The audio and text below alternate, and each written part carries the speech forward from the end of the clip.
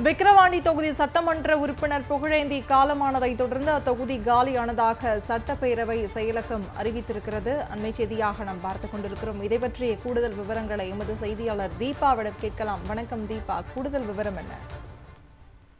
விக்கிரவாண்டி திமுக MLA Pugazhendhi மறைவு அடுத்து அத்தொகுதி காலியானதாக சட்டப்பேரவை செயலகம் இன்று தமிழக தலைமை தேர்தல் அதிகாரி சத்யபிரதா சாகுவிடம் தெரியப்படுத்தப்பட்டுள்ளது. இதைத் தொடர்ந்து ஏற்கனவே ஒரு தொகுதி காலியானால் அத்தொகுதியின் காலியாக உள்ளது என்று அறிவிக்கப்பட்ட நாளில் இருந்து, அதாவது இன்றிலிருந்து 6 மாத காலத்திற்குள் தேர்தல் நடத்தப்பட வேண்டும் என்பதே விதி. இந்த அடிப்படையில் தான் தற்போது நாடாளுமன்ற தேர்தல் நடைபெறவுள்ள நிலையில் 7 கட்டமாக இந்தியாவில் நாடாளுமன்ற தேர்தல் நடைபெற இருக்கிறது.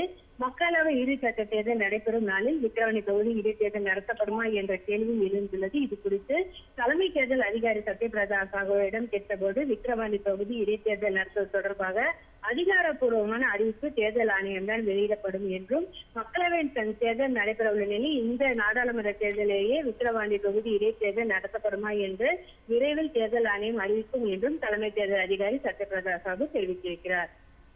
அண்மை செய்தி தொடர்பான கூடுதல் விவரங்களை வழங்கியதற்காக நன்றி தீபா.